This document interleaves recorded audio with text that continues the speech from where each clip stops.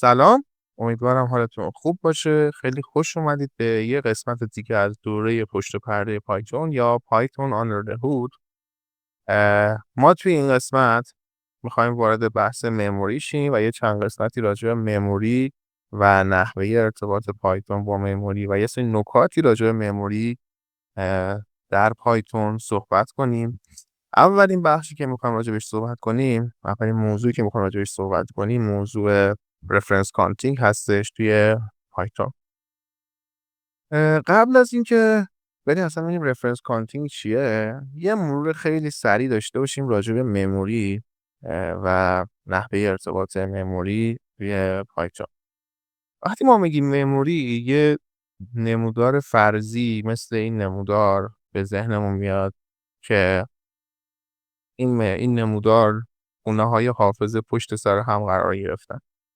به این خونه‌های حافظه اصطلاحات مثلا اسلات حافظه، باکس حافظه هم میگن. حالا اگه اصطلاح دیگه هم باشه ولی اینا رایجه.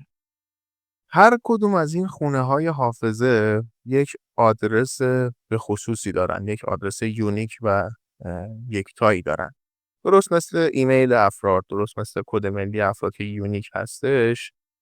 این آدرس این خونه‌های حافظه هم یونیک هستش که به این اصطلاح هم میگن مموری ادرس هم میگن. وقتی شما میخواید یه آبجکتی رو توی پایتون ذخیره کنید، اون آبجکت توی مموری ذخیره میشه. حالا ممکنه بتوان اون آبجکت رو در یک خونه حافظه قرار ذخیره کرد، یعنی اندازه اون آبجکت به حدی، سایزش به اندازه‌ای باشه که بشود توی خونه حافظه ذخیره شه، مثل این نمونه مثلا آبجکت 1. یا نه ممکنه آبجکت شما اندازش از سایزش بیشتر باشه و لازم باشه چند خونه حافظه رو در بر بگیره، مثل آبجکت 2 و آبجکت 3. در کل ما به این بخش از حافظه هیپ میگیم. حافظه رو به بخش‌های مختلفی تقسیم میکنن، مثل هیپ، مثل استک و حالا چیزای دیگه. هیپ در واقع به اون قسمتی از حافظه میگیم که ما در اصل آبجکت ها برای ما اونجا ایجاد میشن و ذخیره میشن. حالا در جای دیگه مموری، در استک و اینا چیزای دیگه ذخیره میشن. مثلا اگه بخوام بگیم به عنوان مثال تو استک آدرس ها ذخیره میشن و حالا چیزای دیگه که حالا خارج از بحث ماست. اما یادتون باشه، پس ما وقتی آبجکتی رو میخوایم ذخیره کنیم در مموری، در اصل میاد توی هیپ، قسمت هیپ مموری ذخیره میشه. این که ما آبجکت رو بیایم ذخیره کنیم، یعنی بعدش بخوایم ازش استفاده کنیم، بازیابی کنیم، ریترایو کنیم آبجکت رو، توسط یه بخشی از پایتون به اسم پایتون مموری منیجر برای ما انجام میشه. پایتون مموری منیجر کار دیگه انجام میده که به مرور با چند تاش آشنا میشیم، ولی خب یکی از کارهایی که برای ما انجام میده، آبجکت ها رو برای ما توی مموری هیپ، توی هیپ مموری ایجاد میکنه، ذخیره میکنه و وقتی هم بهشون لازم داریم برای ما اون آبجکت ها رو بازیابی میکنه، ریترایو میکنه و به ما برمیگرده. در کل یادتون باشه همیشه ما میگیم وریبل ها و متغیرها اون آدرس هستند توی پایتون. این یعنی چی؟ بذارید یه مثالی بزنیم. فرض کنید که مثلا یه مموری داریم، مموری حافظه مموری ما هستش، مموری کامپیوتر ما هستش و ما توی جایی از برنامه‌مون بنویسیم user yob، یعنی user year of birth یا سال تولد یوزر مساوی 1994 مثلا. خب این کدو که ما می‌نویسیم چه اتفاقی میفته در پشت پرده؟ پایتون مموری منیجر میره یه خونه‌ای از خونه‌های مموری هیپو انتخاب میکنه. مثلا توی این مثال ما به عنوان مثال فرضاً خونه 0x2001، این مقداری که ما اینجا نوشتیم رو داخل این خونه حافظه ذخیره میکنه. میگه مقدارش مثلا این آبجکتش مقدارش 1994، آبجکتش از نوع اینتیجر هستش و آدرس خونه‌ای هم که توش ذخیره کردیم 0x2001 هستش. و چه اتفاقی میفته؟ از اونجا به بعد، از زمانی که این خط کد ما اجرا شد، در اصل مقدار یوزر وای او بی ما آدرس اون خونه از حافظه است. و توی اون خونه از حافظه آبجکت ما ذخیره شده. این اتفاقیه که در اصل میفته. اما در عمل ما برای راحتی کار خودمون و که کاملا هم درست هستش میایم میگیم مقدار یوزر وایوبی 1994. اما یادتون باشه در اصل مقدار یوزر وایوبی رفرنس یا اون آدرس اون خونه، اون حافظه، اون قسمت از حافظه هستش. پس یوزر وایوبی در اصل رفرنس یا آدرسی هست به آبجکتی که مثلا توی 1994 توی اینجا ذخیره شد یا آدرس. خب توی خود پایتون میره مثلا نگاه میکنه، وقتی لازم باشه اون آدرس حافظه رو نگاه میکنه و مقدار و ولیو و آبجکتی که اونجا هست رو برای ما بازیابی. یا به عنوان مثلا فرض کنید این یوزر نیم اکبر لطیفی مثلا به عنوان مثال.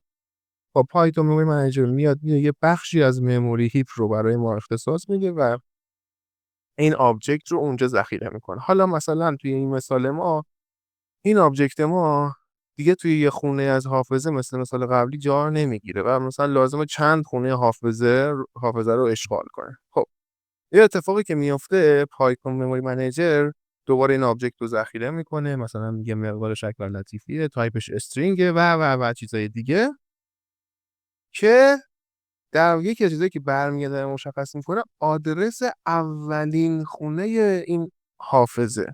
یعنی این آبجکت ما 4 تا مثلا توی این مثال حافظه اشغال 4 خونه حافظه رو اشغال کرده، ولی آدرسی که به ما برمیگرده پایتون منیجر آدرس اولین خونه این حافظه، اولین خونه هستش.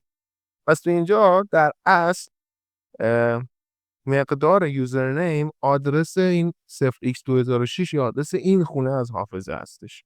اما در عمل ما که میگم کاملا هم درست هستش میگیم مقدار یوزرنیم مثلا اکبر لطیفی هستش. خب قبل یه چند تا مثال ببینیم و بعدش بریم جلوتر یه چیز بگیم که ما تو پایتون میتونیم مموری ادرسمون رو یا اون رفرنس یا اون آدرس رو با استفاده از یه تابع بیلتین به اسم آیدی پیدا کنیم که این آیدی رو وقتی کال میکنیم، وقتی فراخوانی میکنیم استفاده میکنیم یه عدد در مبنای یه عدد اینتیجر برمیگردونه که خیلی طولانی هم هست بعضی وقتا و سخته که ما میتونیم اون عدد رو با استفاده از تابع هکس به صورت هگزادسیمال نشون بدیم. حالا یه چند تا مثال اگه بخوایم ببینیم مثلا من میگم یوزر وایوبی مثلا 1990. خب مقدارش رو پرینت که کنیم همون 1994 رو به ما نشون میده، ولی اگه از آیدی استفاده کنیم و بگیم یوزر وایوبی رو نشون بده این آدرس خونه حافظه هستش که به ما برمیگردونه. ولی الان این آبجکت ما اینجا توی این خونه از حافظه ذخیره شده. گفتم خیلی رایجه که ما بخوای اینجوری نشونش بدن اذیت کننده است، آزاردهنده است، خیلی خوب تو حافظه نمونه، ولی من اینجوری نشونش بدن که اینو ما در عمل خیلی کم از این مستقیم با خود مموری استفاده کنیم کار کنیم، ولی تا دلتون بخواد در جاهای مختلف از این قسمت به بعد همواره داریم از این خاصیت، از این چیزایی که تو این قسمت میگیم به صورت غیر مستقیم استفاده میکنیم.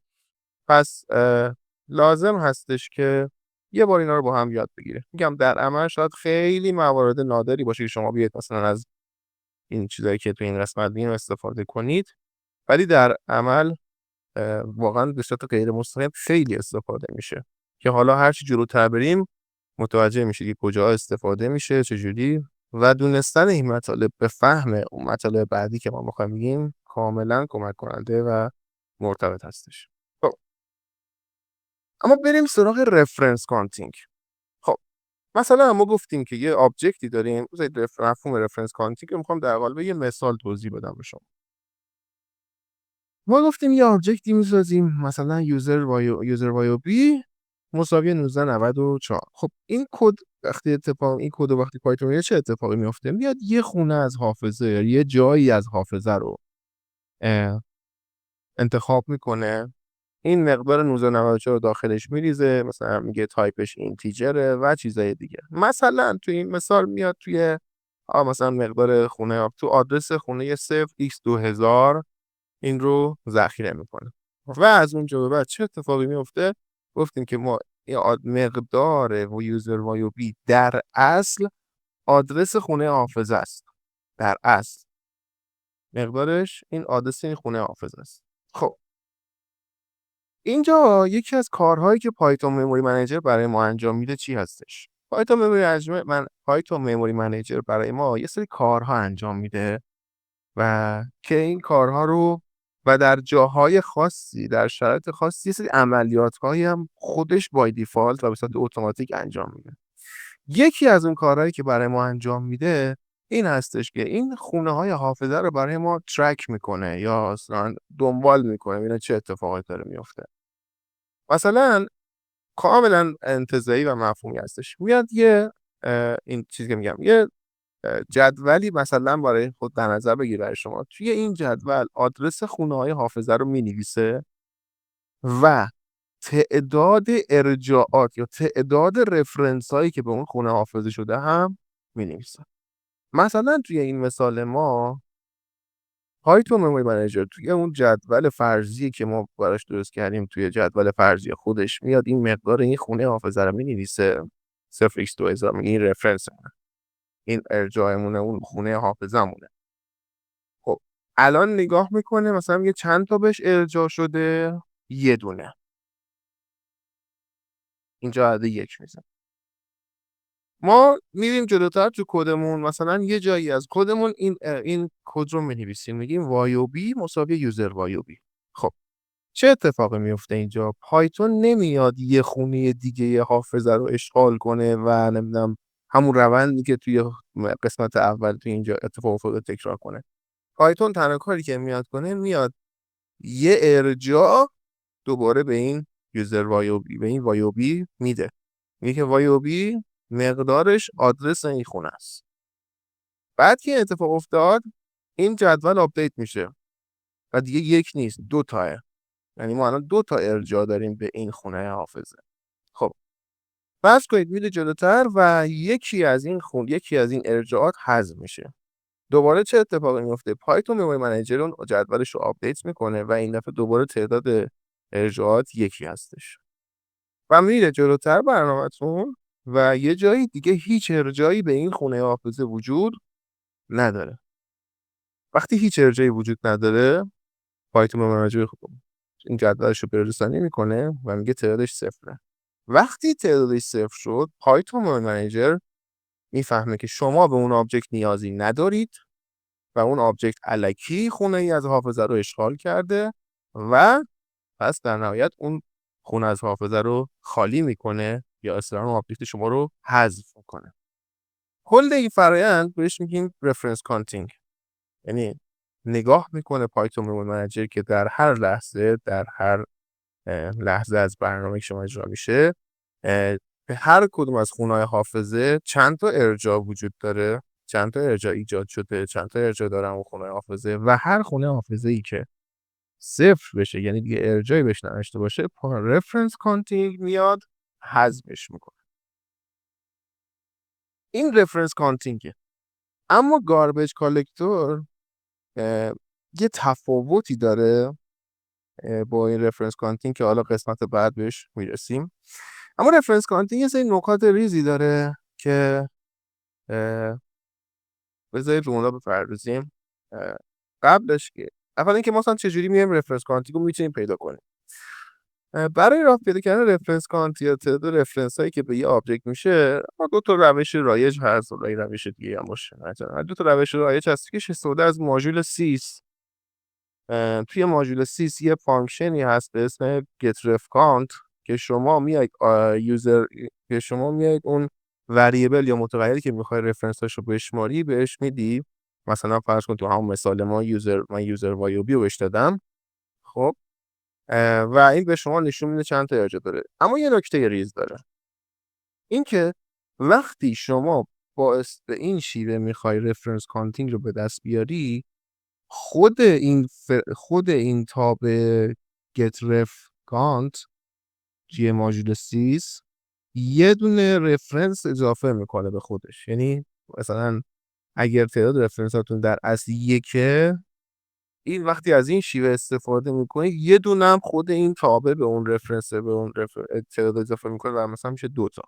حالا توی مثلا میبینید یه شیوه دیگه هستش که استفاده از ماژول سی تایپه که مثلا میتونیم از این سی تایپ سی لانگ فرام ادرس و دات ولیو استفاده کنیم.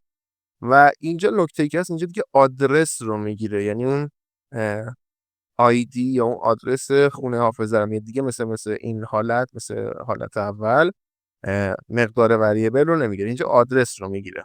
خب وقتی آدرس رو میگیره و یه اینتیجر هم آدرس رو میگیره، دیگه این نکته اون مثال این حالت اول نداره، فقط تعداد رفرنس هایی که واقعا وجود داره به اون خونه از حافظه رو نشون میده و خودش یه دونه اضافه نمیکنه مثل این حالت اول به این مقداری که شما برمیگرده. یه سری نکات تکمیلی تر رو بذارید من توی مثال به شما بهشون بدم، اینجوری بهتر هستش. خب مثلا ما از اول بیایم ماژول سیس رو ایمپورت کنیم. خب من سیس رو ایمپورت کردم، حالا میگم سیس get ref count خودش داره و میگم مثلا user y رو نشون. اگه به خاطرتون باشه من بالا یه جا بیشتر به user y یعنی این آبجکت من ارجاع ندادم و یه دونه بیشتر بهش ارجاع نشده، ولی اینجا وقتی از این شیوه sys get ref count استفاده میکنن، عرض کردم یکی هم خودش ارجاع میده بهش، پس جوابی من برگردون 2 هستش. حالا میخوام از اون یکی شیوه برم import c types، اما برای راحتی میخوام یه تابع رپر تعریف کنم refer counter اینجا add و به ما ریترن میکنه دی types.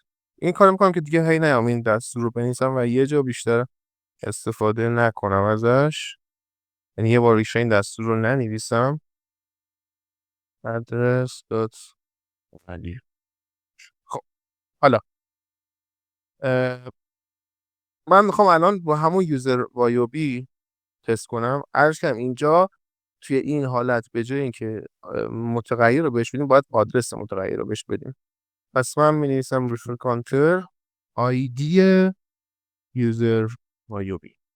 وقتی ادش کنم نشون میده یک ارجاع بیشتر بهش نشد. مثلا میگم وایوبی مساوی یوزر وایوبی و بعد میگم که reference counter بزن به آیدی یوزر وایوبی، این دفعه 2 تا. مثلا میگم که سی هم مساوی با یوزر وایوبی، مساوی یوزر وایوبی و بعد دوباره میگم که دوباره همین دستور، این دفعه 3 تا شد. حالا مثلا میگم سی مساوی 20 و بعد دوباره این دستور بالا رو، این دفعه یه دونه از اون تعداد کم میشه و 2 میشه. حالا میگم وایوبی مساوی نان و دوباره اونو میگم و حالا 1 شد. نکته ظریفی که وجود داره اینجا هستش، من اجازه بدید اینو ذخیره کنم. این مساوی آیدی یوزر وایوبی و بعد میگم یوزر وایوبی آن و وایوبی میگم ریپرز کانتر وایوبی داش. خب جوابی که اینجا شما ممکنه بگیرید کاملا با من ممکنه متفاوت باشه، پس اینو مد نظر قرار بدید. من الان اینا گرفتم و حالا میخوام بیام بگم که الان این دفعه 1 گرفتم، بعد دوباره تستش کنیم. این دفعه یه عدد دیگه گرفتم و یه بار دیگه تستش میکنیم. یه عدد کاملا متفاوت گرفتم. همونطور که میبینید عدد متفاوتی دارم میگیرم. یه جا 1 گرفتم، یه بار چه اتفاقی داره میفته؟ نکته ریزش اینجا هستش. وقتی من اومدم آخرین ارجاع رو از خونه حافظه، از اون خونه حافظه‌ای که آبجکت بالا اولیه‌مون، یعنی آبجکت 94 بالا اول تعریف کردیم، آخرین ارجاع رو حذف کردم. اینجا حذف کردم، گفتم دیگه به اون ارجاع نده. خب و تنها آدرس خونه‌ش رو نگه داشتم که اون خونه حافظه کجاست. بعد که میام رفرنس کانتینگ گیرم، اعداد مختلفی من نشون میده. چرا؟ اینجا چه اتفاقی داره میفته؟ وقتی آخرین ارجاع حافظه رو من حذف کردم، پایتون مموری منیجر بر چیزی که توی این قسمت گفتیم رفرنس کانتر، وقتی 0 میشه، پایتون مموری منیجر میاد آبجکت ما رو حذف میکنه و میگه شما دیگه به این آبجکت احتیاجی نداری و اون آبجکت رو حذف میکنه، اون خونه از حافظه رو خالی میکنه و در اختیار سایر اجزای سایر بخشا قرار میده و سایر بخشا از اون استفاده میکنن. به همین دلیل وقتی من آبجکت رو حذف کردم و بخشای دیگه دارن ازش استفاده میکنم، وقتی میام رفرنس کانتینگش رو میگیرم، یه بار عدد این عدد رو من نشون داد، وقتی دوباره گرفتم یه بار 1 نشون داد، وقتی دوباره کالش کردم دوباره یه عدد مثلا 78 95 60 و فلان اینا نشون داد و دوباره یه بار کالش کردم یه عدد دیگه نشون داد. پس دائم داره از اون بخش از حافظه در جای مختلف چیزهای مختلف دارن استفاده میکنن. خب به همین علت هستش که ما نمیریم توی پایتون، نمیریم سراغ این که مستقیما با خود مموری کامپیوتر کار کنیم، چون همونطور که توی این مثال دیدید مموری کامپیوتر خیلی ریلایبل، خیلی قابل اعتماد نیست که چه اتفاقی داره میفته و ممکنه شما مثل مثالی که اینجا دیدم یه جا شما دارید یه کاری انجام میدید به خیال اینکه اتفاقی که مد نظرتون داره اتفاق میفته، ولی در اصل چیز دیگه رخ میده. این راجع به رفرنس کانتینگ بود. امیدوارم لذت برده باشید و اگر سوالی بود لطفاً مطرح کنید، سعی می‌کنم جواب بدم. اگر نکته‌ای بود با ما در میون بذارید، خوشحال میشیم. امیدوارم که موفق و مؤید باشید. خدا نگهدار.